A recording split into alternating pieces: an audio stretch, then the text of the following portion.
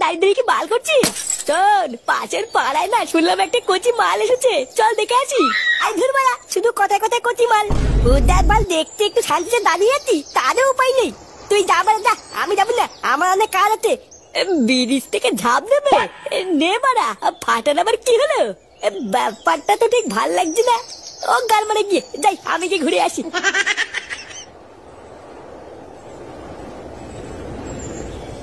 না বলা, আমি বুঝে গেছি, লোকের তোকে ভালো হতে গেলে সবসময় সত্যি কথাই বলতে হবে। আর আমি যদি সবসময় সত্যি কথা বলি, লোকে আমাকে খুব ভালো বাজবে। ও যা হবে লেওয়া দেখা যাবে, আমি এখন থেকে শুধু সত্যি কথাই বলবো।